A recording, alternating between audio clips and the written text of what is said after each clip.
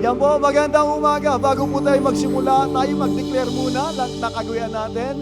Ako'y naniniwala, maminamahal ko, pag ang buhay natin, inalay natin sa Lord, mangyayari po itong declaration ito. Kamayo sa dibdib, mag-declare tayo, the rest of my life will be the best of my life. Isa pa ho, the rest of my life will be the best of my life. Pakisabi po sa tatlong tao, pinagpala ka na ni Lord. Come on, tatlong tao, pinagpala ka na ni Lord. Magandang umaga po, good morning po. Sige po, be comfortable, hanap po kayo ng place. Pwede hong tawag dito, maging komportable pero hindi natutulog. Okay? So, bago tayo magsimula, gusto ko muna ng welcome kasi may nakita po akong mga bago sa church eh. Pwede po ba yung yung first time niyo po, kung kayo ngayon lang po kayo nakarating, pwede po ba kayong tumayo? Gusto lang namin ho kayo i-welcome. Sige lang po, tayo ho kayo yung mga bago, pwede po ba? Sige po, palakpakan natin si Kuya, good morning. Si Nico, magandang umaga anak. Sa likod si Chris, magandang umaga anak. No? Good morning. Sige po, makaupo tayo, maraming salamat. Yung kapatid natin nasa magandang umaga po. Kasi nasa ng poste kaya hindi kita nakita. So, magandang umaga po. Ako po ay nagpapasalamat sa Panginoon kasi ngayon pong araw ay aking pong kaarawan. No? Birthday ko po ngayon. Ano? Kung hindi ako nakakilala sa Panginoon, malamang todas na po ako. Kaya salamat po sa Panginoon, mabiyaya ho ang Panginoon. No? Pinagpapasalamat ko po na ako ay nakakilala sa Lord. Kanina po habang ako ay nananalangin ka ng umaga, pinaalalahan ako yung sarili ko kung saan ako nanggaling. No? Alam niyo po, minsan kailangan alalahanin mo kung saan nanggaling para maintindihan mo po. Yung ano mo, kung sino ka ba? No? Nung ako po yung born again, 28 years old, tapos po, ngayon po ay 56 ko po last year. So sabi ko, Lord, 28 years ng paglilingkod ko. Hindi po ito biblical this is mine. Sabi ko, Lord, yung 28 years ko sa mundo, bayad ko na po ito ng 20 years na paglilingkod ko sa iyo ngayon. Pero Panginoon, this year is my new beginning. Lord, ito po yung bagong simula ko, ito yung offer ko yung buhay ko ng buo, Panginoon, para po sa iyo. My dream is to love God. Nothing more, nothing less, nothing else. Yan po yung gusto ng inyong mahal na pastor. No, salamat po sa lahat ng bumati. Maraming salamat. Na-appreciate ko po ito. So sa umagang ito, I'm very excited, minamahal ko, no, dahil alam kong may gagawin ng Lord sa atin. Just open your heart. No, buksan mo lang ang puso mo. No, makinig ka lang sa akin. Yung mga nasa likod, kasi ang tendency sa likod magkwentuhan. No? Minsan po pag nasa likod medyo maraming distraction, no? Marami kang kausap, no? Dito ho kayo, tingin muna kay sa akin, sumandali lang man po ito. So ngayon po, minamahal ko, 2026 malino po na sinasabi ng Lord, it is the year of season of harvest po ito. Ito po ay panahon ng tinatawag na anihan. Sinasabi po ng Lord sa simbahan pong ito, ang 2026 is a year or a season of harvest. No po? Sabi po ng Banal na Espiritu, ang may pandinig ay makinig sa sinasabi ng Espiritu ng Diyos. Ito po yung sinasabi ng Lord sa simbahan pong ito. Ano? Hindi lang po ito, I believe, primarily, minamahal ko, para po ito sa mga lost souls, pero naniniwala ko, lahat ng tinanim ho natin, no, ng 25, no nakaraang mga taon, ito pong taon, aanihin mo po ito. Aanihin mo lahat ng tinanim mo para ho sa Diyos. May kausap ako ko. Pwede bang palakpakan natin si Lord yan? Come on. So, ang anniversary po natin ay sa February 22, no? 22, minamahal ko, yun po yung anniversary ng simbahan ito, 25th anniversary po ng simbahan. Ako po ay 29 ng years na Kristiyano at kung di ako nagkakamali, 22 anyos na ako nagpapastor. Okay? So ngayon po, minamahal ko, pag-usapan natin the Lord of the Harvest. Kung merong season of harvest, saan galing yung season of harvest? Ito po ay galing sa the Lord of the Harvest, sa Panginoon po ng anihan. No po, ito po yung pag-uusapan natin. Lord of Harvest, season of harvest. Sinasabi po ng Lord of Harvest na ito, ng ating pong Diyos, minamahal ko, that this year, minamahal ko, is the season of harvest na mga buhay natin ng Bethel Global Outreach. So pag-usapan natin, minamahal ko, itong Matthew chapter 9, Matthew chapter 9, 35 to 38, ito po yung text natin, dito natin kukunin natin pong pag-uusapan. A very familiar story, mga minamahal ko, and I pray na bigyan tayo ng Lord ng revelational knowledge para maging fresh ito maging bago, maging hamon po sa buhay natin. Verse 25 at 35. Ay ano ko lang na konti Medyo, sabi yung ganon, Jesus went through all the towns and villages, teaching in their synagogues, preaching the good news of the kingdom, and healing every disease and sickness. Si Kristo po sabing gano'n, nagbumibisita sa lahat ng town, sa lahat ng mga villages, at siya po ay nagtuturo sa mga sinagoga, nangangaral ng mabuting balita, at ang paghahari ng Panginoon. Siya po ay nagpapagaling, maminamahal ko, ng lahat ng uri ng sakit at karamdaman. When he saw the crowd, sabi niya gano'n, no, makita niya ang napakaraming tao, he had compassion on them because they were harassed. They were harassed and helpless like sheep without a shepherd. At sabi na gano'n, minamahal ko, then he said to his disciples, the harvest is plentiful, but the workers are few. Ask the Lord of the harvest, therefore, to send out workers into his harvest field. Ito po minamahal ko, si Kristo po, nung siya po'y nasa lupa, ang kanya pong layunin, minamahal ko, ay ipangaral ang mabuting balita ng Panginoon kaysa siya pumaroon. Bayan-bayan, syudad, lahat po. He preached the gospel. Nagpapagaling ng may sakit. Basta may problema, andun po si Jesus para po katagpuin po yung mga tao. At sabi unang Biblia, minamahal ko, nung makita niya po yung napakaraming tao, when he saw the crowd, nakita ng mata niya, nagkaroon po siya ng compassion, nahabag po siya sa mga tao. No? At sabi ng ganoon, sinabi sa mga disciple niya, sa mga alagad niya na kasama niya, harvest is plentiful, but the workers are few. Napakarami nga anihin, pero konti ang manggagawa. Sabi niya, manalangin kayo sa Lord of the harvest para mag-send siya ng tinatawag na mga manggagawa sa tinatawag po na harvest field ng ating pong Panginoon. So pag-uusapan ho natin, the Lord of the harvest. Dito po minamahal ko, makikita ho natin yung puso ho ng Diyos. No? The heart of God. Ano ba talaga ang puso ng Panginoon? Ano ba yung dapat nating marinig buhat po sa puso ng Panginoon? Tingin sa akin. Sino rito mga minamahal ko, nakita mo napakabuti ng Diyos sa buhay mo?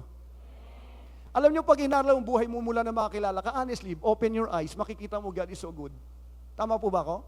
Kaya walang reason mo minamahal ko para hindi tayo sumamba. Napakabuti ng Diyos, amen. Ilang beses ka na ng lamig, pinainit ka. Ilang beses ka nang gustong umayaw, pero andito ka pa rin. Ilang beses ka nag-asala, bumagsak, binabangon ka na, Lord. Gaano karaming pagkapalan na na-receive mo mula na maging Kristiyano ka? Pamilya mo, anak mo, asawa mo, ikaw mismo. Hindi ito kayang bilangin sa mga buhay po natin. So po ibig sabihin? Ibig sabihin, priority ka ni Lord. Yung katabi mo, priority yan ni Lord. Pakisabi sa katabi mo, priority ka ni Lord. Pakisabi lang, sige po, priority ka ni Lord. So pag inaral mo, minamahal ka, tingin sa akin. Pangunahin ka ng Panginoon, kaya nga po lagi ka pinagkapalan ng Lord. Bless ka ng Lord. No? Pero alam niyo po ba, tayo po pinagpapala ng Panginoon. Pero dapat dumarating din sa punto ng isip natin, ano ba? Ang ganti ko naman, para sa ginagawa ng Lord sa kabutihan niya sa buhay ko. May kausap ako. Dapat ganun tayo mag-isip. Kung ikaw po'y pinagpapala ng Panginoon, ano naman ang tugon mo? Tama? Ano naman yung pwede mong i-return sa kabutihan ng Lord sa buhay mo? Tulad na sabi ko sa inyo kanina, hindi ho kayang sukatin ang blessing ng Lord sa buhay mo. I can attest to that. No? Kami po, sabi ko nga kanina, tinignan ko, napakaraming pagpapala ng Diyos sa buhay ko. Wala akong reason para hindi maglingkod. Wala akong reason para hindi sumamba sa Diyos. Bakit po? Buhay ang Diyos. Kapatid, priority ka ni Lord. Kung priority ka ni Lord, sino naniniwala rito? Priority ka ni Lord. Taas ang kamay mo. Naniniwala ka. Priority ka ni Lord. Taas mo kamay mo. Huwag kang mahiya. Kung naniniwala ka, priority ka ng Lord mo. So dapat, ganito naman ang isipan.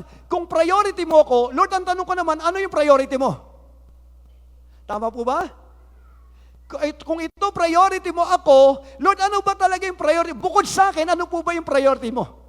Gusto kong makita kung ano priority mo. Dito po ang pinag-usapan, mga minamahal ko. Pag inaral ho natin, ito po yung puso ho ng Diyos.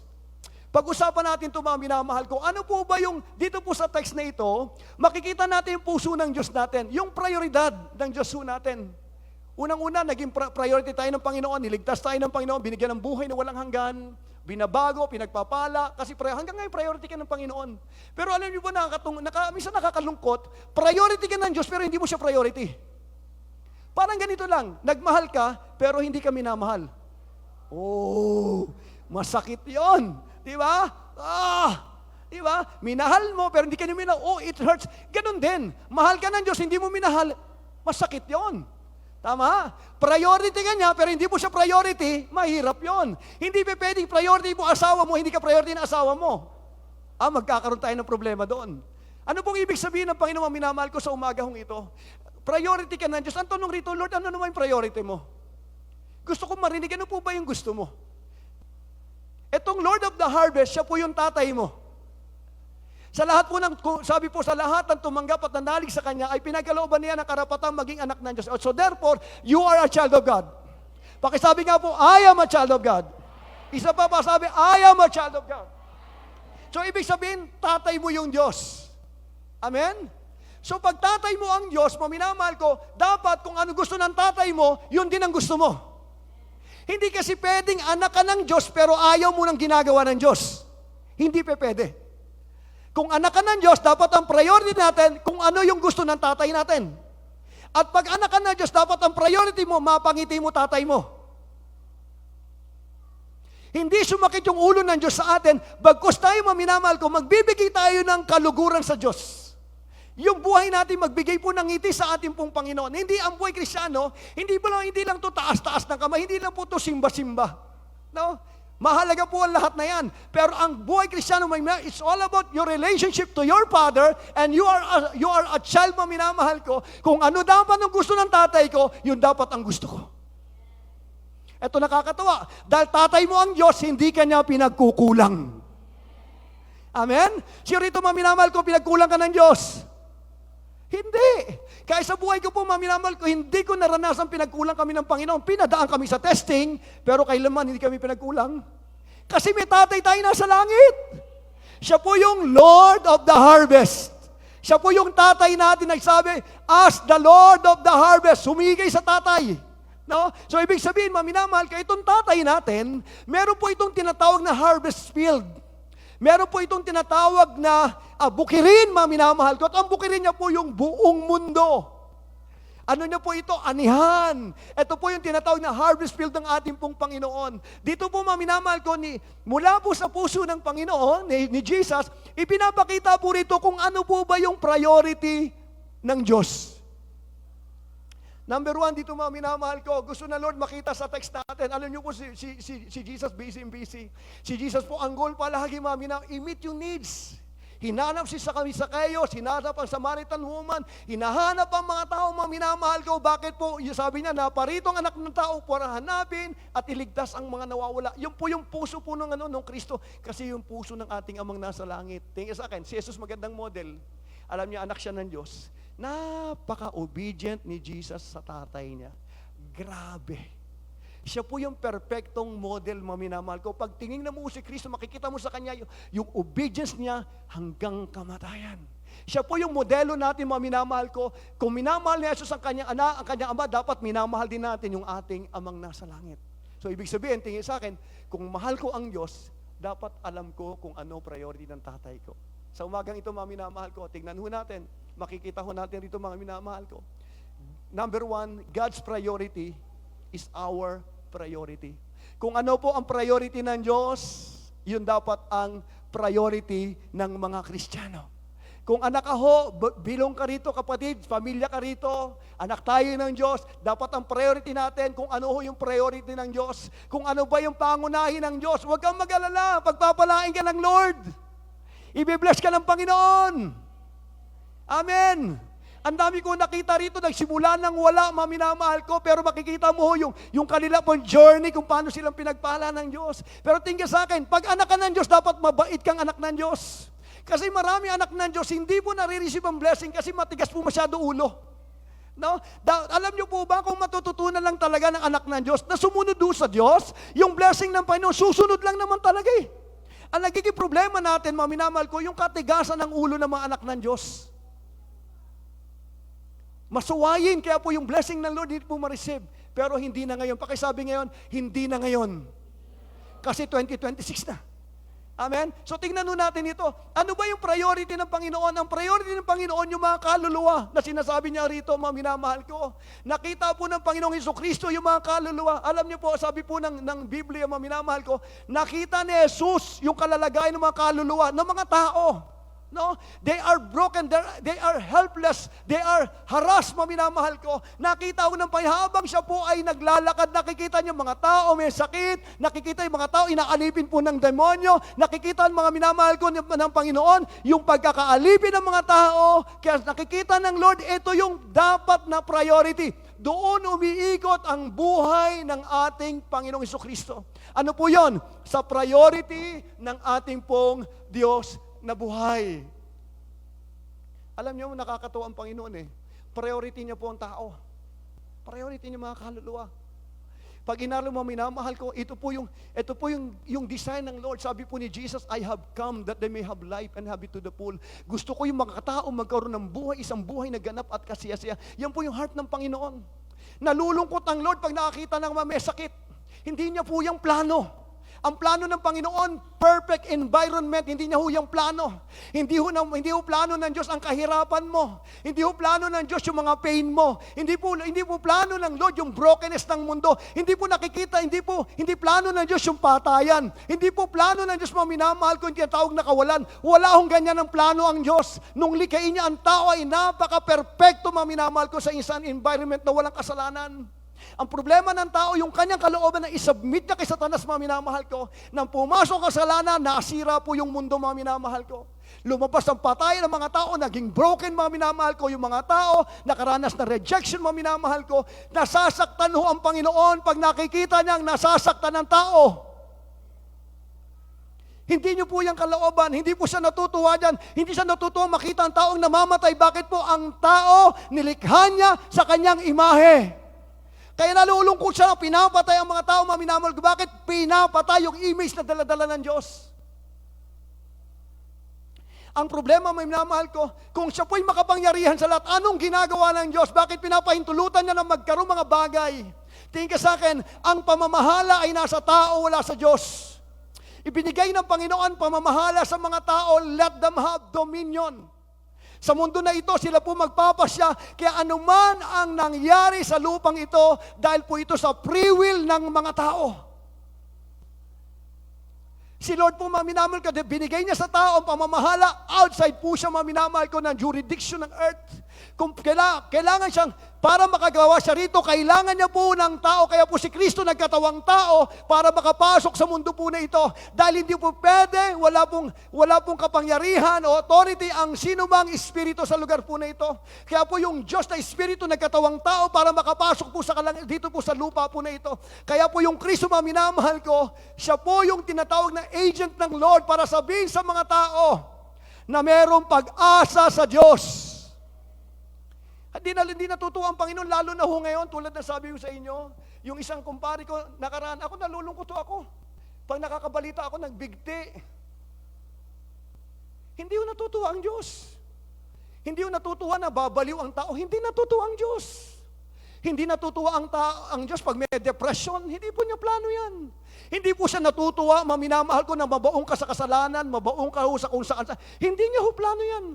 Ang plano ng Lord, sabi ng Panginoon, I have come that they may have life. Magkaroon tayo ng buhay, isang buhay na ganap at kasiyasiya, yung plano ng Diyos. Kaya lang dahil po sa kasalanan ng tao, maminamahal ko, lumaki po yung gap ng Diyos na banal tsaka makasalanan ng tao. Kaya kung ano man nangyayari dito, mga minamahal ko, dahil po ito sa desisyon natin. Pero ito nakakatuwa. Sa kabila na nagkamali ang tao, prioridad pa rin ng Diyos ang tao. Kaya yung Kristo na nagkatawang tao, makikita mo yung Diyos sa Kanya, na kung saan, mga minamahal ko, pinapakita, tingin sa akin. Pag tinignan mo sa Jesus, makikita mo yung Diyos. Siya po yung imahe ng Diyos na hindi nakikita. Can you imagine po yung Diyos na nagkatawang tao, hahawak sa may ketong, hahawak sa may tawag dito kung saan-saan na bagay na maruming tao, hinahawakan niya, para sabihin sa mga tao, I care for you, you are my priority. Alam niyo, sarap maintindihan. Pag naintindihan mo, prioridad ka ng Diyos. At naintindihan mo, priority ng Diyos ang mga tao. Dito makikita natin, mga minamahal ko, 2 Peter 3:9, slide na. Sabi na, the Lord is not slow in keeping His promise, as some understand than slowness. Instead, He is patient with you, not wanting anyone to perish, but everyone to come to repentance. Hindi ho kalooban ni Jesus na pampahamak ang tao. Ang gusto na Lord, dumating tayo sa pagsisisi ng ating mga kasalanan. Kaya po kapatid, sabi ho ng Biblia, hindi po siya natutuwang mamatay ang makasalanan. Hindi po siya natutuwa. Pero yung mga taong naglilingkod sa Kanya, yung mga tao pong anak niya, pag namatay, siya po ay natutuwa. Pinapakita ng Panginoon sa umagang ito kung ano ba yung puso ng Diyos natin, ano ba yung prioridad niya. Dito minamahal ko, nakikita niya mga tao helpless, nakikita niya mga tao na parang mga tupa na wala pong pastol. Yung hirap po ng buhay ngayon. Alam mo, grabe po nangyayari ngayon ang mga kabataan. Ibang level po yung kanilang mga pain. Saan nga nakakita ng mga bata palang alam nila ibig sabihin ng pain. Samantalang nung panahon namin, minamahal ko, tumatakbo lang kami sa bukid niyan. Hindi naman naintindihan what is brokenness, what is pain. Hindi namin alam yan. Ngayon po, bata pa, alam na nila. Bakit? Kasi kitang-kita nila yung tatay nila, yung nanay nila naghiwalay, nakita nila yung tatay nila, nanay nila, parang magpapatayan kung mag-away, nakita nila mga minamahal ko, yung pang-aabuso mga minamahal ko, kaya sa murang edad nila, nakikita ho nila, naintindihan nila what's the word pain and brokenness. Yan po yung mundo natin mga minamahal ko. Yan po yung concern ng Lord para sa atin. Ayaw ng Panginoon na, alam niyo po sa totoo lang, pag inaral mo, dapat ang priority natin, maminamahal ko, yung priority ng Diyos. No? Sabi yung gano'n, maminamahal ko, sa 1 Timothy 2:4, sabi niya gano'n, 1 Timothy 2:4, kasunod, who wants all people to be saved and to come to a knowledge of the truth. Naiso ng Lord, lahat maligtas. Lahat ng tao makakilala po sa Kanya, lahat ng tao maintindihan ang katotohanan. Ayaw niyang mapahamak, gusto niya lahat ng tao maligtas. Lahat ng tao makabalik po sa Kanya. Tingin ka sa akin, dahil ang solusyon ng pangangailangan tao ay ang Diyos. Hindi po religion ang solusyon. Dahil ang religion wala yang kayang gawin sa buhay natin. Si Kristo lamang po ang may kakayanang gumawa sa ating pangangailangan. May kausap po ako. Kaya dito mga minamahal ko, sinasabi Lord ng Panginoon sa atin, napakalaki ng aanihin buong mundo. Ito nakakatuwa. Sa lahat po ng panig ng mundo may simbahan.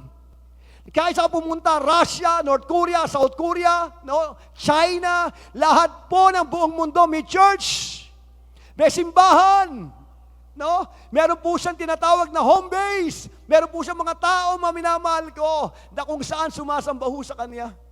Dito po mga minamahal ko, pinapakita sa atin ng Panginoon, ang priority ng Lord yung harvest, yung soul, yung kaluluwa ng mga tao. Gusto na Lord ayusin ka, gusto na Lord baguhin ka, gusto na Lord pagpalain ka. Alam niyo po ba, tingin ka sa akin, yung buhay mo, mensahe ka ng Diyos. You are a message from God. Pwede sabihin ng Panginoon sa mga tao, yan tao na yan, dating ganito yan, pero sa biyaya ko, nabago yan. Kaya kung ako katulad mo, sasabihin ko, gusto ko rin makuha yung nakuha mo. You are a blessing. Kaysa ka pumunta, pagpapala ka ng Diyos. May kausap ako, you are a blessing. Yung mga taong nakaranas ng pag-ibig ng Lord, yung mga taong nabago ni Lord, yung mga taong sinasamahan ni Lord, sila po ay blessing ng Panginoon sa mundo natin ginagalawan. Priority ng Panginoon ng mga tao, mga minamahal ko. At gusto ng Panginoon maging priority ng simbahan, yung priority ng Diyos. Tulad ng sabi ko sa inyo kapatid, matagal ka ng pinagkapala ng Panginoon. No? You are already blessed. Grabe nga yung blessing ng Lord, marami sa atin, nag-uumapaw ang pagpapala. Pero sinasabi ng Panginoon sa umaga pong ito, kamusta naman yung pagpapahalaga mo sa mga bagay na pinagpapahalagahan ko? Maraming mga tao sa huling panahon nito masyadong makasarili. No? Mapagpala lang sila, enough na ho sila. Pupunta ho ng simbahan, ang iyak ho nila, pagpapala. Pero wala silang planong maging pagpapala. Kapatid, you are designed to become a blessing. Hindi ka po din-design para pagpalain lang. Pinagpapala ka para pagpalain ka ng Panginoon. Dahil maraming tao nangangailangan. Maraming tao maminamahal ko na kung saan priority po sila ng ating pong Panginoon. Sabi ko rito mga minamahal ko, pag tinignan ho natin, ang harvest field ng mundo, ang dami na ngailangan. Pumunta ka ng trabaho mo, ang dami mga taong broken. Sa school, ang daming taong broken. Kapitbahay mo, ang daming broken. Napakarami. Napakalaki talaga ng anihin. No? Na gusto ho ng Panginoon, mga minamahal ko, bilang mga anak ho niya, makita ho natin, ano ba priority ng tatay ko? Dapat ang goal natin sa buhay natin is to please God. Pag hindi ganyan ang plano mo sa buhay mo, hindi ka tatagal sa isang buhay Kristiyano. Dapat ang goal natin, mga minamahal ko, as a child of God, Lord, my goal is to please you. Lord, yun po yung plano ng buhay ko. Gusto ko sa buhay ko matuwa ka. At gusto ko kung ano yung kinatutuan mo maging katuwaan ko. Kung ano yung priority mo, dapat yung gusto ko maging prioridad ko. Alam niyo po, mga kaluluwa, yung mga tao na papahamak, mga tao na ngailangan, pag sila po ay nakabalik sa Lord, sa mga tao makasalanan, sila po ay nakasunod na. Nakasunod. Harvest field is the world. Kahit saka pumunta, pakinggan mo na yung kapitbahay mo. Pagsalitain mo lang. Pagsalitain mo lang yung kasama mo sa trabaho, pagsalitain mo lang. Pagsalitain mo lang mga kapitbahay mo, kaklase mo, katrabaho mo, pagsalitain mo lang. Magugulat ka po, lumalabas sa puso yung laman ng puso nila. Wounded, broken, in pain. Mga tao po na minamahal ho ng Panginoon. At alam niyo ba, maminatingin sa akin, pag ang tao po broken, malambot ang puso niyan. Pag ang tao in pain, malambot ang puso niyan. Alam bakit? Naghahanap po yan eh. Naghahanap po yan ng masusulingan. Naghahanap po yan mga minamahal ko, nakakalinga sa kanila. Yun po yung panahon ng Panginoon. Kaya kadalasan, karamihan po sa atin na naranasan natin Diyos, yung panahon ng brokenness natin. Nung panahon that we are empty. Nung panahon walang-wala ho tayo, doon natin naranasan po yung Diyos natin. Bakit po? Kasi priority ka ng Diyos. Kasi hinahanap ka ng Panginoon. Hinahanap ng Panginoon ng mga tao, mga minamahal ko. Yan ang tibok ng puso ng Lord. Soul. Soul na nilikha sa mukhangis ng Panginoon. Soul na namatay ang bugtong na anak niya para sa soul na ito. Para sabihin sa mga tao na napakahalaga ng mga kaluluwa. Ito nakakalungkot. Maraming tao dahil hindi nila kilala ang Diyos, hindi nila alam kung gaano sila kahalaga.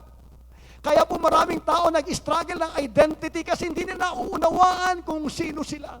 The moment na maunawaan mo ang Diyos, maunawaan mo ang sarili mo. The more na maunawaan mo ang Diyos, makikita mo na napakahalaga mo sa Diyos.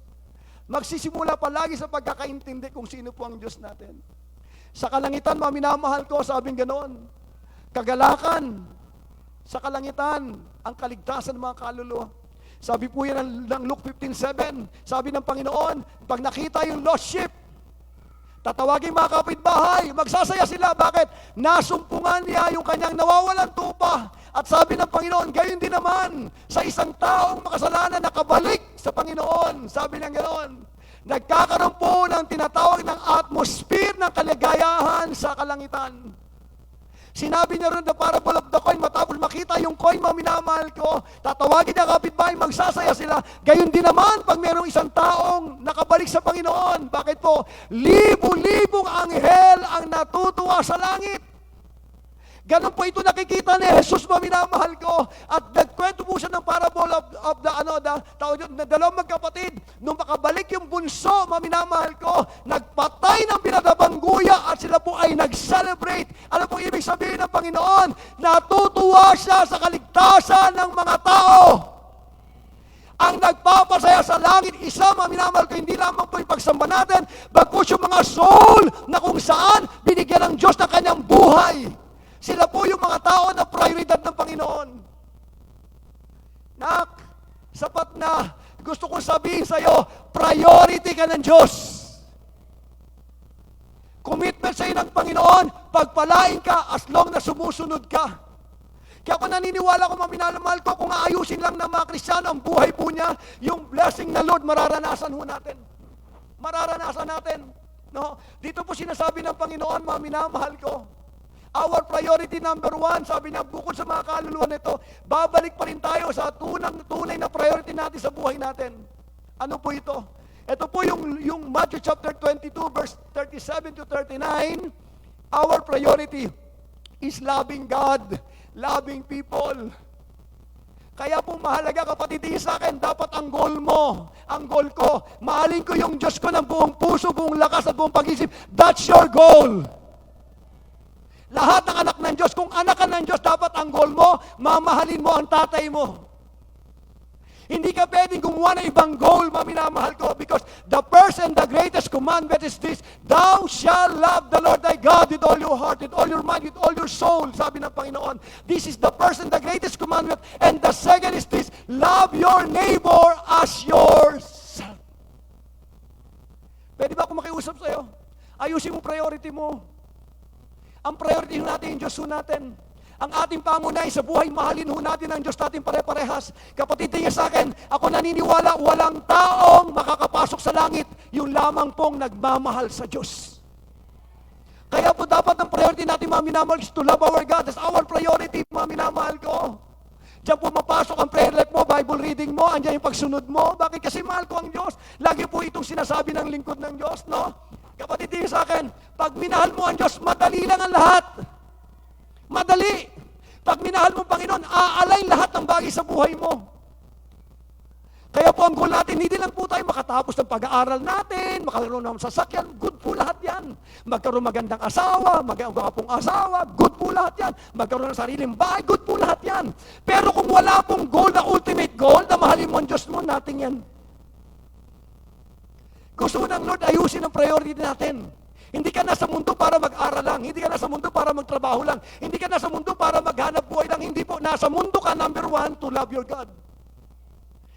Pakisabi nga po, loving God. Isa po, loving God. Hindi mo ma-enjoy ang Christian life pag hindi mo minahal ang Diyos mo. Napakabigat ng buhay Kristiyano.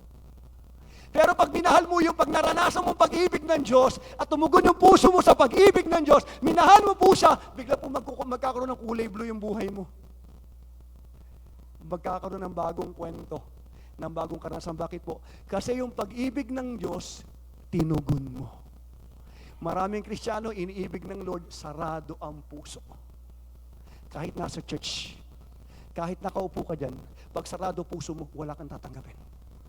Hindi kita kinokondem, pero dapat nagbubukas ng puso sa Diyos. May kausap po ako. Kaya pag nandito ka, open your heart. Lord, nandito ako kasi I want to know you, to understand you. Lord, mahal po kita, kaya po ako nandito. Lord, binubuksan mo puso ko. Pwede bang magministeryo sa akin? God will minister to you. Bakit po? Kasi mahal mo ang Diyos mo. Maraming Kristiyano, ang tagal na hong malamig. Napakatagal ng malamig. Wala ho silang plano sa mga buhay po nila. Gusto ko yung paalalahanan, kapatid ko. No. Kung ikaw po ay maglilingkod sa Panginoon, dapat yung priority natin, mahalin ho natin ang Diyos natin. Dahil kausap po ako. That's our priority in life. No? Alam mo, pwede ka na magkatrabaho, pero mahal mo ang Diyos. Pwede kang manegosyante, mahal mo ang Diyos. Pwede kang nag-aaral, mahal mo ang Diyos. Pwede kang gumagawa ng mga household, mahal mo ang Diyos. Lahat po ng ginagawa mo ay manifestation ng pag-ibig mo sa Diyos. Lahat gagaang. Presence ng Lord, ando doon. Glory ng Lord, ando doon. Blessing ng Lord, ando doon. Kaya po ang goal natin, mga minamahal ko, the first and the greatest commandment, loving God. Pangalawa is loving people. Bakit natin minamahal ang mga tao? Hindi natin sila kayang mahalin. Malibang maranasan natin ang pag-ibig ng Diyos sa atin. Para meron tayong tinanggap, meron tayong ibibigay sa mga tao, mga minamahal ko. Kaya dito, mga minamahal ko, sabi ng Lord, yung priority ko, dapat yun ang priority mo. Kapatid, ayusin natin priority natin. Ayusin mo priority mo. Pag tama ang priority, tama ang buhay. Pag tama priority, tama galaw. Magsisimula lahat na tamang prioridad. It's time na ayusin prioridad natin sa mga buhay natin. Mahalin natin ang Diyos natin at mahalin natin mga tao na minamahal ng Diyos natin. Amen. Amen. Amen. Tingnan mo, maglingkod ka, hindi nagmamahal sa Panginoon, puro simangot ang gagawin mo. Maglingkod ka sa Panginoon, hindi mo mahal ang Diyos, simangot ang aabutin ng mga tao nasa paligid mo. Naglilingkod ka nga sa masama na kalooban mo, hindi ka bagay. Kaya gusto ng Panginoon na kung maglilingkod ka sa akin, mahalin mo muna ako. Mas interesado ako sa puso mo kaysa sa kamay mo. Ako yung prioridad, hindi yung ministry. Kaya kung ibabalikan mo, minamahal ko, huwag sa ministry babalik. Pag hindi ka nakabalik sa Panginoon, walang kwenta binalikan mo. Hindi ka sa ministry nawala, sa Diyos ka nawala. Yung pagwala mo sa ministry, manifestation lamang yan, nawala ka na sa Diyos. Kaya kung sinasabi mo, minamahal ko, kung may marirevive sa atin, yung relationship natin sa Lord, dapat mo, dapat dito ho, mga minamahal ko, pinapakita ng Lord sa atin, yung priority ng Diyos. Yung mga kaluluwa. Gusto ng Lord, mga minamahal ko, i-priority natin siya. Mahalin mo natin pong Panginoon. God habang nasa lupa ho tayo. Alam niyo, tingin sa akin, dito ho masarap matuto magmahal sa Diyos. Sa langit po wala ka ng pagpipilian. Lahat po doon goods. Dito po, ang daming choices. Yung pagtanggi mo ho sa tukso, dahil mahal mo ang Diyos, nagbibuild ka ho ng karakter. Every time na tinutukso ka, sasabi, ay hindi yan. Para ko sa Diyos, mahal ko ang Diyos ko. Kahit saan ka munta, may tukso. Patutunayan mo yan, mahal ko po kayo. Kahit saan ka pumunta, time ka may minamahal. Pero pag mahal mo ang Panginoon, hindi ka basta-basta mauulog sa tukso. Bakit?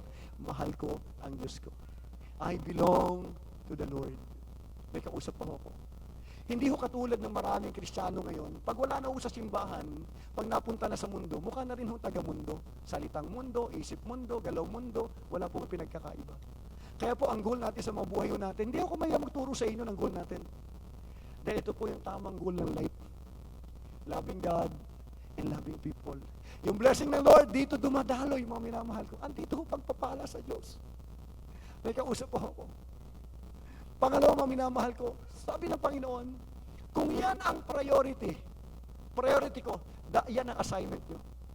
So, ibig sabihin, mga minamahal ko, dito po pumapasok yung tinatawag mga minamahal ko, kung ito po yung prioridad ng Diyos, yung mga tao, ito po yung assignment ng church.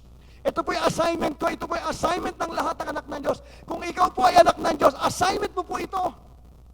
Habang nasa mundo tayo, ito yung pinapagawa ng tatay natin, ito po yung tinatawag Father's business. Ito po yung ubasan ng ating pong tatay. Ito yung assignment ng Lord natin. Ito po yung priority natin is our assignment, sabi ng Panginoon. Dito po minamahal ko. Actually, kapatid, kaya ho naman tayo nandito lang. Sa totoo lang naman. Kaya tayo nandito, minamahal ko, para sa assignment na to. Isang araw magra-rapture, isang araw you will die. Wala ka naman madadala. Kausap ko nga si Monching kagabi, nag-usapan kami ni Kuya Monching, pinag-usapan namin kung paano silang pinagpala ng mag-asawa kasi nakita namin kung paano silang pinagpala ng Diyos. Ngayon po, nakakatawa ang Kuya Monching natin, habang nag-usap kami, nakikita ko yung heart niya, gusto niya talaga itodo yung buhay niya sa Panginoon. Ang katuwiran, maikli buhay! Maikli buhay! Maikli!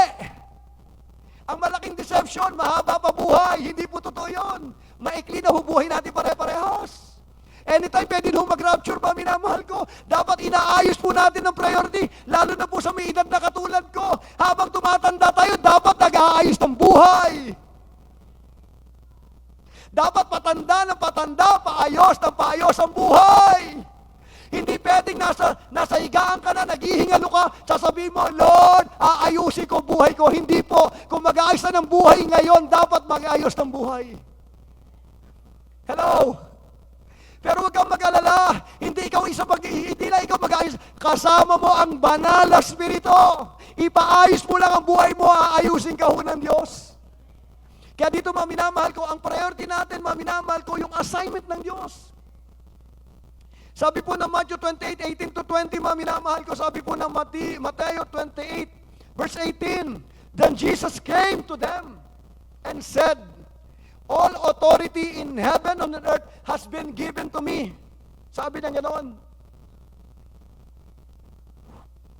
Therefore, go and make disciples of all nations, baptizing them in the name of the Father, the Son, and of the Holy Spirit, and teaching them to obey everything that I have commanded you. Lo, I am with you till the very end of the age. Ito po, minamahal ko, ito po ay para sa lahat ng anak ng Diyos. Kung ikaw po ay anak ng Diyos, dapat ginagawa mo to. Ulitin ko po ito, kung Kristiyano kang sinasabi mo, dapat ginagawa mo to. Ang Kristyanismo, hindi po yan nilikha para pagkaligtas mo, upo tayo. Hindi po walang ganon. Walang calling ng upuan. Ang calling po natin, minamahal ko, is to make disciples, minamahal ko. Ito po yung tinatawag na assignment ng simbahan, minamahal ko. Alam niyo po, tingin sa akin, maraming Kristiyano, wala po sila sa kalooban ng Diyos. Masakit ba, pero yung katotohanan. Bakit po? Kasi wala tayong ginagawa sa kalooban ng Lord. O pwede ka na sa church, minamahal ko, pero wala ka sa will ng Lord. Lalo na po kung matagal ka ng Kristiyano, minamahal ko, dapat maintindihan mo ito sinasabi ni Pastor. Kung bago ka, naintindihan kita. Kung first time dito, hindi ito para sa'yo. Para po ito sa minamahal ko na matagal na nagsisimba sa simbahan po ito. Ang sinasabi ng Lord sa atin, anak, tignan mo, baka yung buhay mo wala sa kalooban ko. Pag wala kang ginagawa para sa kingdom, wala ka sa kalooban ng Diyos. It's time, mga minamahal ko, dapat i-align natin yung buhay natin sa gusto ng Panginoon. Anong inaasahan ng Lord sa atin? Umaasa po ang Panginoon na itong huling habilin po niya. Bago po siya umakyat ng langit, mga minamahal ko, ito ang sabi niya sa mga tao. Humayo kayo at gawin ninyong alagad ko ang lahat ng bansa. Bautismuhan niyo sila sa ngalan ng Ama, Anak, Espiritu Santo. Turuan niyo sumunod sa mga pinag-uutos ko. Sabi ng ganun, sasamahan ko kayo hanggang sa dulo ng daigdig. Ito po ay salita ni Kristo bago umakyat ng langit. Ito po yung prioridad ng kalangitan. Ito pong assignment ng simbahan. Hello? Kaya dapat lahat ng mga tao sa simbahan, ito po trabaho natin pare-parehas. Hindi po ito pang pastor. Hindi po sinabi ng Lord sa mga pastor, sabi ng gano'n, go there, kundi po sa lahat ng anak ng Diyos. Sa lahat ng mananampalataya ni Kristo, this is our work. Hello? Babalik po si Jesus, mga minamahal ko, hanapan tayo pare-parehas. Bakit? Ibinili na po itong maaling ang turo na ito. Bakit po? Pag inarang mga minamahal ko, pag tinignan natin, walang pwedeng kumatagpo sa kanila kundi ikaw. Sa pamagitan po ng buhay mo. Bakit? Ikaw at ako, tayo lang po nakakaintindi ng brokenness. Tayo lang po nakakaintindi ng pain, mga minamahal ko. Pwede maging psychology, pwede kang payuhan, pero ang payo natin, mga minamahal ko, si Kristo ang solusyon para sa pagbabago ng buhay. May kausap po ako. Kaya kapatid, tingin ho sa akin, 2026, huwag kang papayag na hindi ka maglilingkod sa Diyos. Hindi ka nilikha para lang tumanggap ng pagpapala. Ikaw po nilikha para maging pagpapala sa iba. May kausap po ako. Kaya po kapatid, you carry something, maminamahal ko, within you, na ito po ay kailangan ng mga tao sa mundo. Nakasama ang banal na Espiritu. Ito po yung ino-over natin sa mundo, maminamahal ko. Tinutulungan natin mga tao makilala sa Panginoon. That's our job. Hello? Ayokong bumalik ang Panginoon na tayo nakaupo lang. Malaki pananagutan natin. Ito pong mensahe na ito, mga minamahal ko, ito po'y galing sa puso ng Lord. Alam nyo, napaka-ironic, mga minamahal ko, ikaw at ako, na nakakaranas ng matinding pag-ibig ng Lord, ng blessing mo ng Panginoon, pero hindi tayo naglilingkod. Napaka-ironic. Pasensya na ho kayo, baka hindi tayo sumama sa rapture, mga minamahal ko. Dahil ako naniniwala ko, mga minamahal ko, ang kukunin ho ng Panginoon yung mga taong nagmamahal sa Kanya. At mapapakita lang natin ang pagmamahal natin sa Panginoon sa magitan ng pagsunod natin sa pinapagawa ng Diyos sa buhay natin. May kausap po ako. Ito po sinasabi ng Lord sa akin, nakita niya, ang daming tao na nangangailangan. Tapos yung church na tutulog-tulog. Yung mga Kristiyano masyadong busy sa kanyang buhay. Umiikot ang buhay sa sarili, sa kanyang pangarap, sa gustong marating, no? Umiikot ang punong-puno ng sarili. Tingin sa akin. Pag ikaw po'y napuno ng sarili, hindi mo makikita pa ang kailangan ng iba. Ang makikita ang pangangailangan mo, plano ko, gusto kong marating, sa kung makapunta, punong-puno ka ng sarili. Hindi po ganyan ang design ng Panginoon sa atin. Ang design ng Panginoon sa atin, mga minamahal ko, tayo po ay maging pagpapala sa maraming mga tao. Kaya po sa Bible, lagi pong pinapatay yung sarili. I have been crucified with Christ. Bakit? Ang kalaban ho ng Panginoon sa buhay natin ay bilibili si Satanas. Ang kalaban po ng Panginoon sa buhay natin, yung sarili ho natin. Ito ho yung ayaw maglingkod. Ito yung gusto ng comfort. Ito yung puro lang pangarap. Ito lang gusto lang natin, mga minamahal ko. Gusto na Lord, i-change mo na. Hindi ko sinasabi hindi ka maghahanap buhay. Hindi ko sinasabing huwag mo mamahalin ang asawa mo. Hindi ko sinabing hindi mo pa-priority. Pero hindi siya number one na priority mo. Ang unang priority natin, yung Diyos natin. Tsaka yung pina-priority ng Diyos natin. May kausap ako. Yung mga kaluluwa na papahama. Ilan ba yung kapitbahay mo na nakikita mo yung problema nila mabigat? Nakikita mo yung mga anak nila nagre-rebelde. Pag nagkaroon ka na anak rebelde, ay sigurado sugatan ka. Bakit sasakit ang ulo mo sa kanila? Uuwian ka ng gabi, mababalita ang may syota na naman bago, na hindi magpapakita sa'yo. Painful kaya yan. Iniisip mo yung habang nasa bahay ka, iniisip mo yung anak mo, tinotorture ka ng demonyo sa isip mo. No? Ang daming ganyan mga tao. Ang daming mga tao, wala ng pag-asa. Ang daming nag-iisip ng tinatawag na magpakamatay. Kausap ko lang nakaray sa kabataan, sabi na gano'n, sinama niya pamangkin niya sa isang small groups. For the first time. Imagine mo, halos lahat ng kasama niyang kabataan, nagtangka o nag-isip na magpakamatay. Ganon ka-broken yung mundo. At alam mo, batiin ka sa akin. Sabi ng Lord, you are the light of this world. You are the salt. Ikaw ang pag-asa. Kayo ang pag-asa, sabi ng Lord. Hindi ang gobyerno ang pag-asa. Dahil kung gobyerno pag-asa, sana hindi na namatay si Jesus sa krus. Walang kayang gawin ng gobyerno. Actually, even ngayong gobyerno natin, nakakadismaya. Pag tingin mo gobyerno natin, baka kumuha ka ng baril, mag-NPA ka. Wala kang makitang maganda. Kaysa ka pumunta, ang tao, biktima na lang. Kung ano na lang yung nangyayari, wala na sagot sa kawawa ang tao. At ang concern ng Lord, minamahal ko itong mga tao na ito. Itong tao na ito na sinasabi ng Lord, the harvest are plentiful. Sabi ho ng Panginoon, napakaraming anihin. Nakikita ho ng Lord lahat ng needs, lahat ng sitwasyon. Hindi lang maraming anihin, sinasabi niya, hinog na rin yung anihan. Ibig sabihin, pupuntahan na lang yan, kukunin na lang yan, dadali na po yan sa burn. Bakit po? Hindi ka na magtatanim, hindi ka na maghihintay, hindi ka na mag-aalaga. Ang gagawin mo lang, ito po ay kukunin mo kasi, hinog na yan, sabi ng Lord, at dadalin mo sa akin, sabi ng Lord.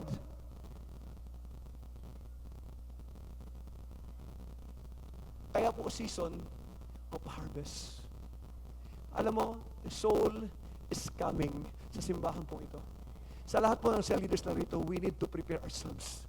Bakit po? May malaking pag-ani ang Diyos na gagawin through us. Alam niyo po, ang sarap pong maglingkod sa Diyos. Hello? Sarap maglingkod sa Diyos. Ang sarap maglingkod sa Diyos. Ano, totoo lang, kung hindi naman ako nag-enjoy dito sa paglingkod, wala na ako dito. Wala na ako rito.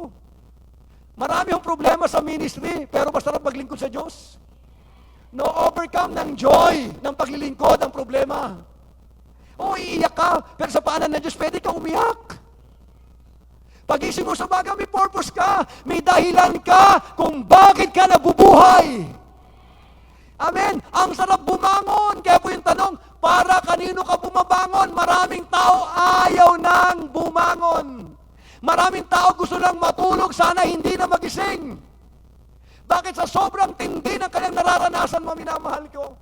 Naghahanap sila ng mga tao na kung saan pwede lang makasama, makausap. Gusto nilang magbuga ng laman ng puso po nila. Kaya po, pag pinakinggan mo sila, maawa ka sa mga istorya nila, minamahal ko. Ibig sabihin, minamahal ko, handa na po silang anihin, kailangan lang nating silang pakinggan. Yung problema nila, tingin sa akin, yung problema nila, may solusyon ka. Yung Kristo na tinanggap mo, ang solusyon sa problema nila. Kaya po nakakatuwa mong buhay, nakakatuwa maglingkod sa Panginoon, minamahal ko. Harvest that we do not sow. Sabi ng Lord, dadaling ko kayo sa harvest na hindi nyo. Sa harvest na hindi nyo tinanim. May naghirap dyan, may nag-labor dyan. Iba yung labor, iba ho yung harvest. Yung labor, pinakamahirap po na lugar yun. Ipaprepare mo yung lupa, magsasow ka ng seed, hihintayin mo yan, pag ano yan, aalagaan mo, waiting po yan. Sabi ng Panginoon ngayon, anak, tingin sa akin, wala nang waiting. Harvest na ngayon, anak. Kaya po sabi ng Lord, season of harvest, ito yung season of joy. May isang kabataan tayo dito, pagkausap ko ngayon isang kabataang lalaki, no? Grabe, pupuntahan ko yan ako, i-consolidate ko. Sabi ko, ang dami kong kinoconsolidate. Minsan napapagod siya, di napapagod ako. Pero okay lang yun, kasi natutuwa naman ako. Sabi ko, grabe itong batang to. Dati ayaw na maglingkod. Pero ngayon, nakita ko po, grabe yung heart niya na maglingkod sa Panginoon. Naintindihan niya kung ano priority ng Diyos natin. At yun na po yung priority niya. Pero may trabaho po ito Blessing po ito sa pamilya niya. Binigyan siya ng Lord ng maluwag na schedule, minamahal ko, para po makapaglingkod siya sa Panginoon. May kausap po ako. Ano bang dapat natin gawin? Ano ba tayo bilang manggagawa? Nakita ko po, pag wala kang nakita, the eyes that see, sa Jesus po siya nakikita niya yung needs. Maraming Kristiyano bulag. Wala po silang nakikita. Kaya po, nakikita lang nila ang sarili po nila. I pray na sa umagang ito, buksan ng Lord yung mata mo at makita mo yung pangailangan ng mga nasa paligid mo. Pangailangan ng kapitbahay mo, pangailangan ng mga tao na sa paligid mo, I pray buksan ng Lord yung mata mo para po magkaroon ka ng tinatawag na pusong nakakadama.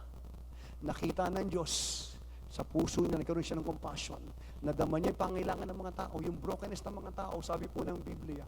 And then, inabot niya ho yung mga tao. Mata, puso, kamay. Saan nagsimula? vision po ng pangailangan ng mga tao. Kahapon may lumapit po sa akin, nagbubuga po sa akin, sabi niya gano'n, ganto, ganyan. No? Nakita ko, mag-isa po siya, abandoned, broken. Ilang tao ang ganyan sa mundo? Napakadami ho nila. Lagi nyo ito tatandaan. Pag maayos ang buhay ng tao, mahirap yang i-win. Mahirap i-win yan. Makikita mo po na ang anihan ay hunog. Pag nakita mo yan, nasa gitna ng problema, broken po yan. Yan po yung panahon ng Diyos sa kanila. Huwag mo mamimiss yan. Pag nagbuga ng problema sa'yo, open door to. Ipakilala mo si Kristo. Mauwin mo ho yan. Pag ang tao po naramdaman niya, mahal siya ng Diyos, babalik po yan. Para ako din, para ikaw din. Nung maranasan natin pag-ibig ng Lord, kaya tayo nananatili sa Panginoon. Kasi we experience the love of our Father. May kausap ako. Pangatlo, God's priority must be done in God's way. Pangatlo po, kung ito ay priority ng Lord, ang mga kaluluwa ng Lord of the harvest, yung soul na napapahamak, God's priority must be done in God's way. May tamang pamamaraan, mga minamahal ko, para magawa natin yung prioridad ng Diyos. Meron pong proseso. Tingnan sa akin. Ang problema ho natin ngayon, tingnan niyo po ito. Sabi ng Lord, the workers are plentiful, but the workers are few. Nakita ng Lord, ang laki ng anihan, pero konti mga ani. Ang daming Kristiyano, pero hindi lahat laborer. Hindi lahat manggagawa. Ang dami nakaupo kaysa naglilingkod. Gusto ng Lord, basagin ang mga tinatawag na kondisyon ho natin para po tayo mag-engage, mga minamahal ko, sa harvest field. Bakit yan po yung calling natin pare-parehas, mga minamahal ko? Ikaw, tatay ka, nanay ka, kabataan ka, ito po trabaho natin pare-parehas. Ito po ang sinasabi ng Panginoon sa atin. Dapat po mag-engage tayo, mga minamahal ko, sa tinatawag na trabaho ng Diyos natin. Ito po yung gusto ng tatay natin. Kung ano gusto mo, tay, doon din ako. Kung ano priority mo, tay, priority ko rin yan. Kaya dapat, mga minamahal ko, nag-iisip ka na isang araw, ay hindi, magiging manggagawa din ako. Ay hindi, maglilingkod din ako, hindi ako papayag. Ngayon, andito ako, pero gusto ko sa susunod, kasama na nila ako naglilingkod sa Lord. Dapat ganun po ang isip. Alam niyo ba, ang paglilingkod, walang edad-edad yan? Kapatid, kaya po na-stress ang tao sa sobrang focus sa sarili. Subukan mong isipin ang sarili mo, ma-anxiety ka, ma-depress ka, mga minamahal ko, dahil iikot lang ang buhay mo sa sarili mo. Gusto mong i-meet ang lahat ng pangailangan mo. Hindi mo siya ma-meet, kahit anong pinakamagandang gawin mo, hindi ka ma-appreciate ng maraming tao. Pero the moment na umikot po ang buhay mo para sa iba, doon lamang po papasok ang tinatawag na tunay na kagalakan sa buhay ng tao. Bakit po? Alam natin ang priority ng buhay natin magkakapatid. Amen. Tingnan natin ano po, paano ba natin gagawin? Diyos, sa tandili nga.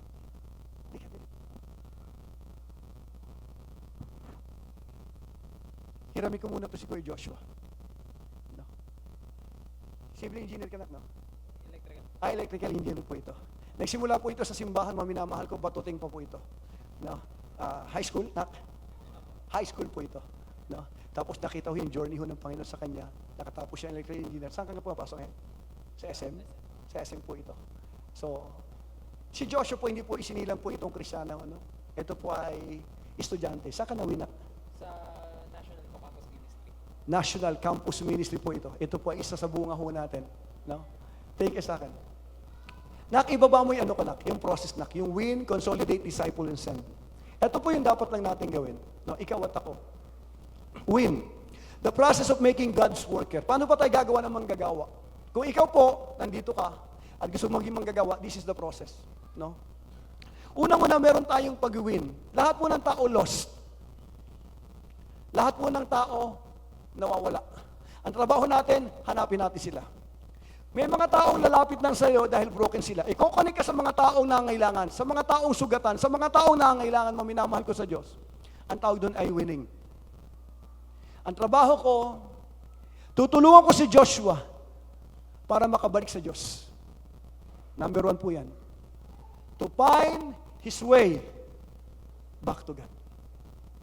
Yun po yung trabaho ko. Ito yung trabaho natin lahat.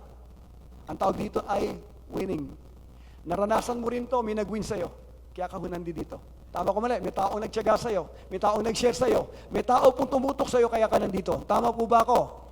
Amen. Pero meron mga nag-walking lang, katulad po yung mag-asawang sila, Mary Grace, walking lang ho yun. Pumunta ko rito sa simbahan natin. No, natutuwa ako, nakita ko dire-diretso itong mag-asawa po na ito. No? So, ang tawag dito ay winning. Ipapakilala ko sa Jesus sa kanya.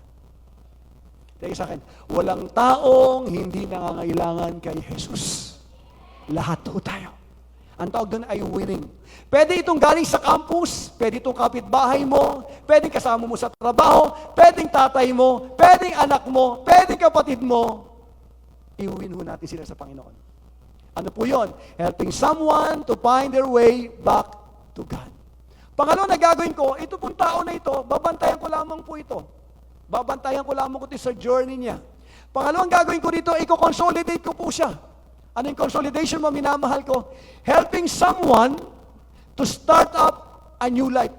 Bagong Kristiyano, hindi niya alam kung paano mag-pray. Bagong Kristiyano, hindi niya alam kung paano mabuhay bilang isang Kristiyano. So ang trabaho ko, tuturuan ko siya. Ang tawag doon ay consolidation. Helping someone to start up a new life.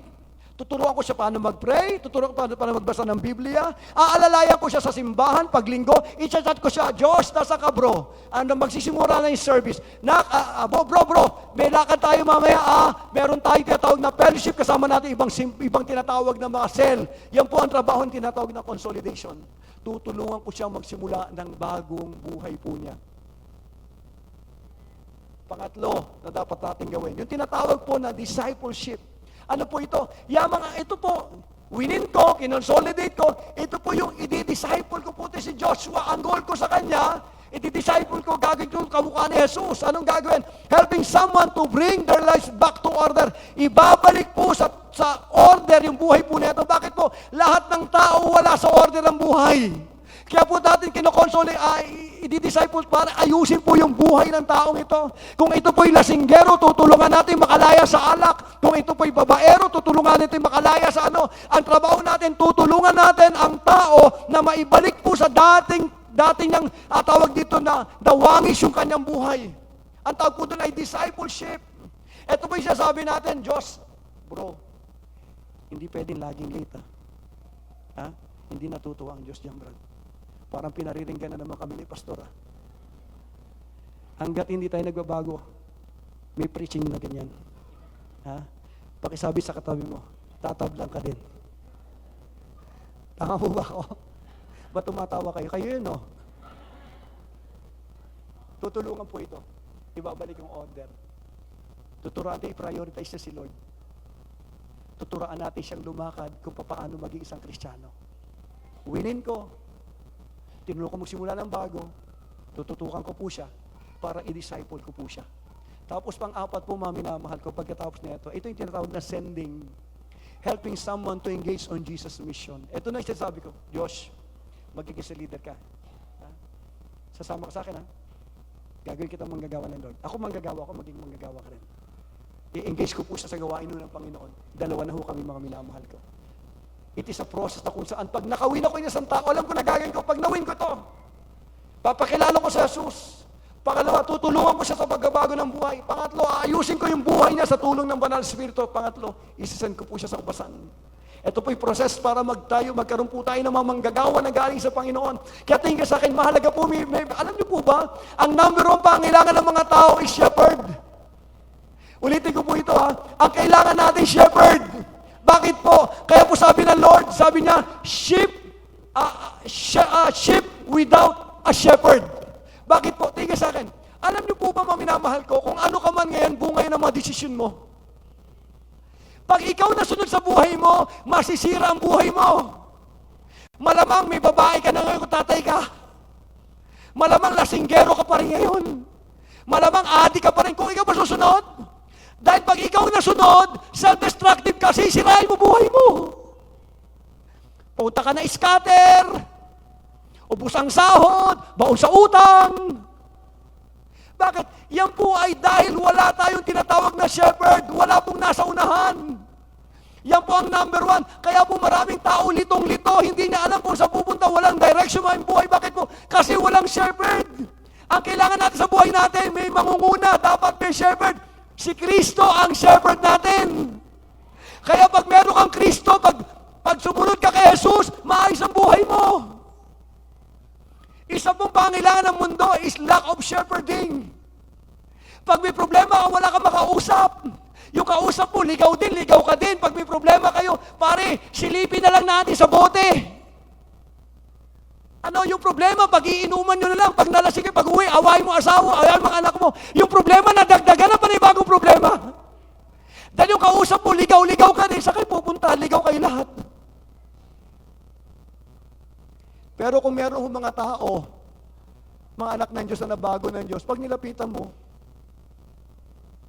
bro, may problema ako. Kasi lahat tayo kailangan ng counseling. Kaysa ka sa pupunta ka sa taong wala ring intindi. Ano yung papayo nila sa'yo? Mas maganda hanapin mo yung mga taong may takot sa Diyos para pag nakausap mo, pag binuga mo yung problema mo, merong makikinig sa iyo at merong taong papayuhan ka ng ayon sa kalooban ng Diyos. Mapapanuto buhay yun natin. Win, consolidate, disciple, and send. Yan po yung trabaho natin, mga minamahal ko. Palakpakan natin si Kuya Joshua. Palakpakan natin. Sa huli, magtatapos na po ako, promise. Sa huli, mga minamahal ko, God's priority is our place of blessing. Yung priority po ng Panginoon, yan po yung lugar ng pagkapala ng Diyos. Yan po yung blessing, mga minamahal ko. Anak, pag tinignan mo po ito, mga minamahal ko, sabi po ng John 4, verse 36, pakilabas na. John 4:36, even now, the one who reaps draws a wage and harvests a crop for eternal life, so that the sower and the reaper may be glad together. Meron pong sahod, mga minamahal ko. Kung naniniwala, kung ikaw po ay magiging manggagawa ng Diyos, hindi mo kailangan maging full-time para maging manggagawa ng Diyos. Hindi mo kailangan iwanan ang trabaho mo. Kahit nasa ang lugar ka, pwede kang maglingkod sa Panginoon, nasa ilalim ng simbahang ito. Alam mo, masarap maglingkod doon sa Panginoon. Bakit po? Sa Diyos po nakakatuwa pag sa Kanya ho naglingkod. Andiyan po talaga ang blessing, mga minamahal ko. Eto, natutuwa ko kay Kuya Gerald nyo. Si Kuya Gerald nyo, nakakatuwa po ito ang trabaho na ito. 4 ang trabaho niya. Sa ngayon, 4 pa rin ba? Yeah. Nadagdagan pa pala. Busy ka ba? Busy din po ito. Pero ito po ay involved sa gawain ho ng Lord. Hindi ko siya minamagnify. No? Pero ito, lumaki ito sa campus na ko. Lumaki po ito sa youth natin. Ako Kuya Gerald. Hindi po ito perfecto. Hindi rin naman ako perfecto. At hindi ka rin naman perfecto. Hindi naghahanap ang Diyos ng mga magagawang perfecto. Ang hinahanap po ng Panginoon yung mga taong gusto magbago. Amen. Na gusto maglingkod sa Panginoon. Nag-journey po itong bata na ito. Hindi rin ganun kadali ang journey niya. Pero nakita ko, maminamahal ko na habang nasa campus, maminamahal ko, naglilingkod sa Panginoon. Naglilingkod sa Panginoon.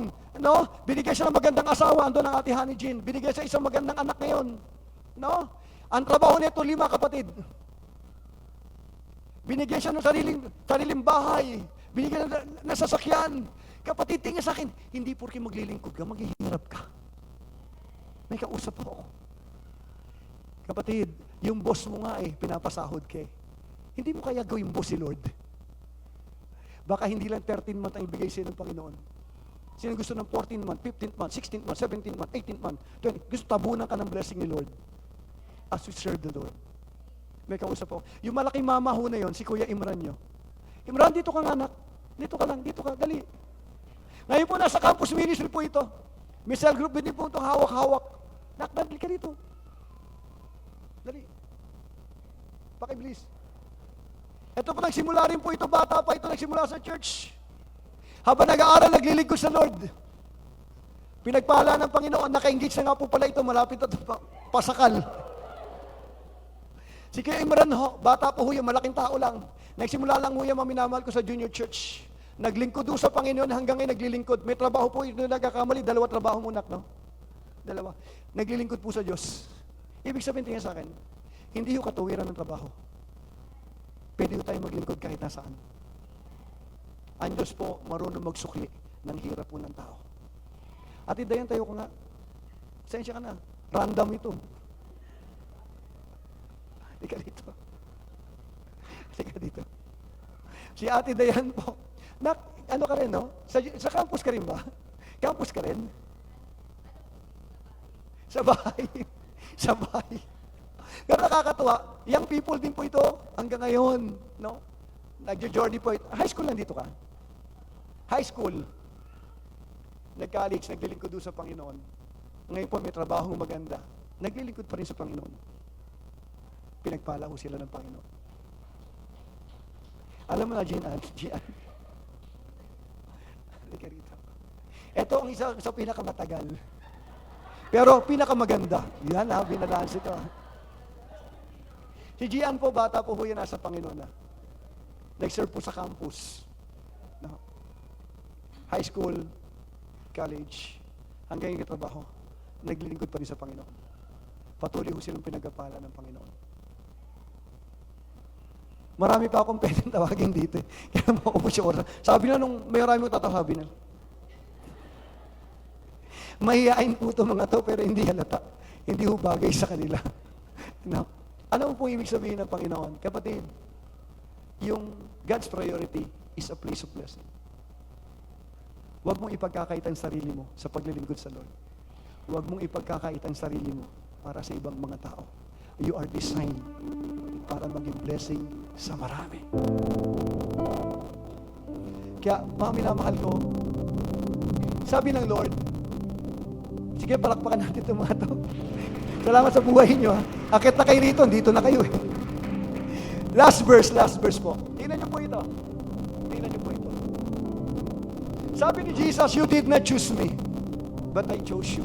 Hindi kayo ang pumili sa akin, ako ang pumili sa iyo. And appointed you, itinalaga kita, so that you might go and bear fruit. Tinalaga kita to go and bear fruit. Fruit that will last. Sabi ng Lord, hindi ka pumili sa akin, ako pumili sa iyo, upang ikaw ay humayo, mamunga, manatili ang bunga sa gayon. Hingin mo ang nais mo sa pangalan ko, ito'y gagawin ng aking Ama para sa iyo. Ibig sabihin, this verse belongs to those who serve the Lord. Kabaysaduhin mo to, kung naglilingkod kay Lord para sa ito. Pwede mo itong dali sa harapan ng Panginoon at pwede mo sabihin, Lord, sabi mo to sa mga naglilingkod. Sabi mo to sa mga laborers ng kingdom mo. Lord, sabi mo to, Panginoon, you may ask me of anything and I will do it. So that the Son may bring glory to the Father. Bigyan ko kayo ng challenge, mga minamahal ko. Ito pong simbahan natin, kung meron po tayong harvest, mga minamahal ko, papasok na po ang ating pong tinatawag na anniversary. Ano yung pwede natin ialay kay Lord? 25 years na katapatan ng Lord. 25 years na kabutihan ng Lord sa buhay natin pare-parehas. Ito pong 25 taon na ito, na kabutihan ng Diyos sa simbahang ito, sa buhay mo, sa buhay ko. Ito po ay araw ng Diyos. Ano ang pwede natin gawin para sa Kanya? Kung ito ay araw niya, dapat bigyan natin siya ng handog. Ano sabihin ng Panginoon? Nak, I want soul. Gusto ko yung tatay mo, nanay mo, kaibigan mo, kaklase mo, katrabaho mo, kasambahay mo, sila yung gusto ko. Gusto ko silang makita sa paanan ko sa 22 ng February. So ito yung challenge natin. This is the challenge. Magdala tayo ng nag-iisa itong 22 na ito.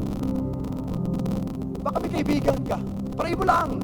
Lord, hindi mo kailang persahin. Lord, buksan mo mata ko. Makita ko yung mga tao na ngailangan. Pag nakita ko, Lord, iimbitahin ko yun.